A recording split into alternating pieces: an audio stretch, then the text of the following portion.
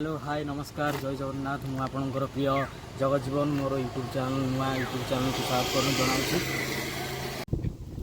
आज बुली जावा आम एक सर्वपुरातन शैवपीठ को जार ना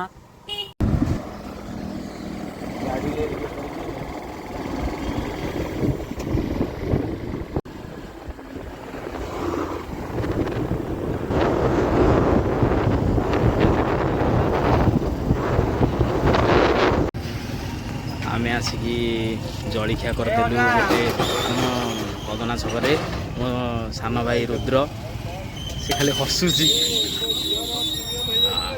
बाटरे जाउथिबा समय रे आमे देखिया को पाइलु एक मांकर मंदिर बहुत लोकंकर समागम थिला ताकू देखी आमे आगो को यात्रा आरंभ कलु।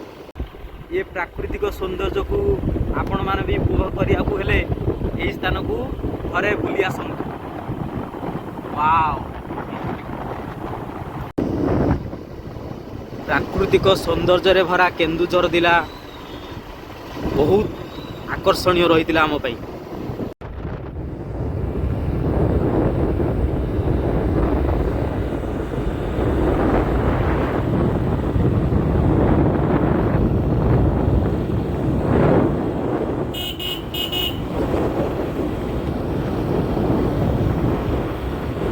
पागटी आम पाई बहुत अनुकूल थिला, बिल्कुल खरा नथिला।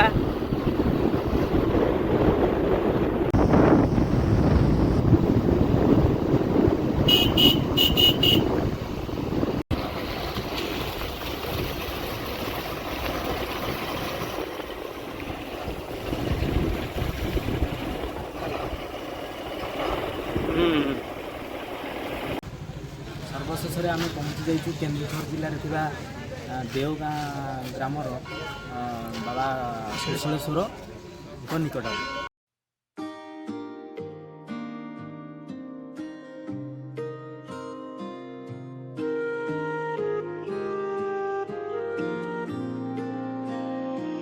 नमामि शमीशान निर्वाण रूपं विभुं व्यापकं। तो सांग माने मंदिर परिसर केते सुंदर और केते शांत परिवेश।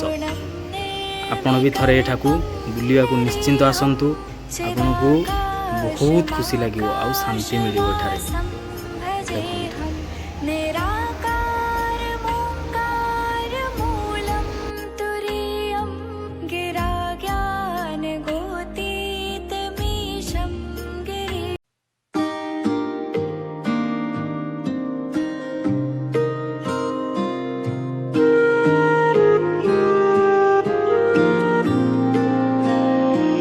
नमामि शमीशान निर्वाण रूपं विभुं व्यापकं ब्रह्मवेद स्वरूपं निजं निर्गुणं निर्विकल्पं निरीहं चिदाकाशमाकाशवासं भजेऽहं निराकारमोङ्कारमूलं तुरीयं गिराज्ञानगोधे भुजङ्गा चलत्कुण्डलं भ्रूसुनेत्रं विशालं प्रसन्नाननं नीलकण्ठं दयालं मृगाधीशचर्माम्बरं मुण्डमालं प्रियं शङ्करं सर्वनाथं भजा मुण्डमालं प्रियं शङ्करं सर्वनाथं भजामि। प्रचण्डं प्रकृष्टं प्रगल्भं परेशम् अखण्डं अजं भानुकोटिप्रकाशं त्रयशूल। अनुसार यही मंदिरटी 1200 ख्रीष्टाब्द निर्मित कराइथिला।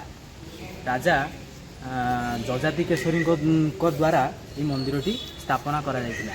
ये मंदिर आ देखुन जो पाचेरी ये पाचेरी भी सही समय दृश्य।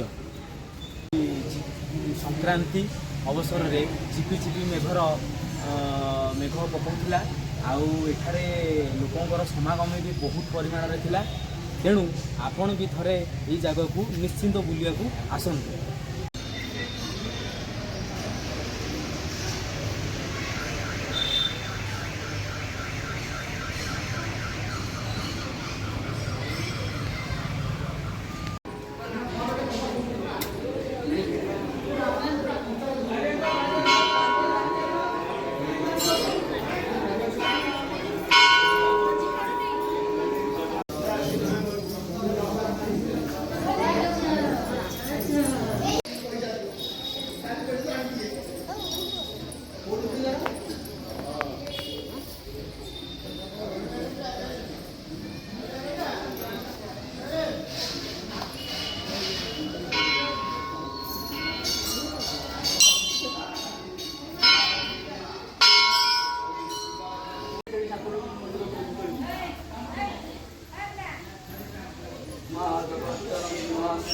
ଆପଣମାନେ ଯଦି ଏହି ସ୍ଥାନକୁ ବୁଲିବାକୁ ଆସୁଛନ୍ତି ତାହେଲେ ଘସିପୁରା ବସ୍ ଷ୍ଟାଣ୍ଡ ଠାରୁ 10 କିଲୋ ଦୂରତାରେ ଅବସ୍ଥିତ ଦେଓଗାଁ ଗ୍ରାମକୁ ଆସନ୍ତୁ।